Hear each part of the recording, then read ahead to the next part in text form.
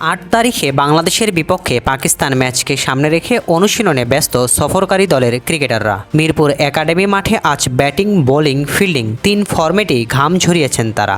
গভীর রাতে বাংলাদেশের মাটিতে পা রেখেই বিশ্রামের চিন্তা না করে আজ সকালে পাকিস্তান শিবিরে যোগ দিয়েছেন বাবর আজম। পিএসএল-এর ফাইনাল শেষ করে সরাসরি দীর্ঘ ফ্লাইট ধরলেও অনুশীলনে তাকে দেখা গেছে বেশ প্রাণবন্ত। টাইগারদের বিপক্ষে সফরকারী দলের ব্যাটিং লাইন আপে এবার নেতৃত্ব দেবেন তিনি। মাঠের আবহের সাথে মানিয়ে নিতে উপস্থিত হয়েই কোনো সময় নষ্ট না করে সরাসরি ব্যাট হাতে নেমে পড়েন ২২ গজে।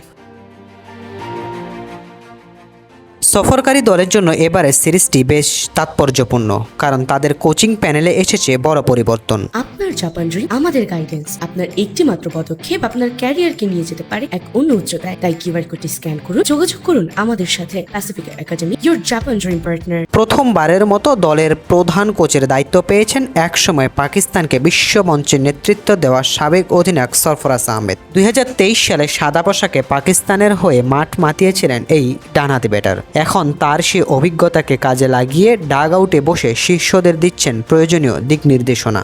এছাড়াও দলের কোচিং প্যানেলে আরও রয়েছেন সুলতানস অফ রিভার্স খ্যাত সুইং তারকা ওমর গুল। মাঠের ভেতরে শাহিন শাহ আফ্রিদি ও হাসান আলীকে প্রস্তুত করার পাশাপাশি পুরো দলের রণকৌশল সাজাতে ব্যস্ত তিনি। টেস্ট ক্রিকেটের চিরাচরিত ব্যাকরণ মেনে আজ বাবর আজমকে দেখা গেছে সম্পূর্ণ ভিন্ন মেজাজে। টি-20 ক্রিকেটের ধুমধারাক্কা ব্যাটিংয়ের রেশ কাটিয়ে লাল বলের ক্রিকেটে নিজেকে মানিয়ে নিতে ডিফেন্সে মনোযোগী তিনি, কারণ টেস্ট ক্রিকেটে দীর্ঘক্ষণ উইকেটে টিকে থাকাই জয়ের মূল চাবিকাঠি। মিরপুরের উইকেটে স্পিন ও বাউন্সের চ্যালেঞ্জ সামলাতে এদিন বাবর আজম সহ দলের অধিনায়ক সকলকে দেখা গিয়েছে বেশ সিরিয়াস। বাংলাদেশি বোলারদের সামলাতে পাকিস্তানি ব্যাটাররা নিজেদের ডিফেন্সিভ টেকনিকটা কতটা মজবুত করতে পারে তার ওপরেই নির্ভর করছে সিরিজের ভাগ্য। ৮ তারিখের লড়াইকে সামনে রেখে পাকিস্তান শিবির এখন যেন আত্মবিশ্বাসের তুঙ্গে। বাংলাদেশের বিপক্ষে এই সিরিজটি দুই দলের জন্যই খুবই গুরুত্বপূর্ণ।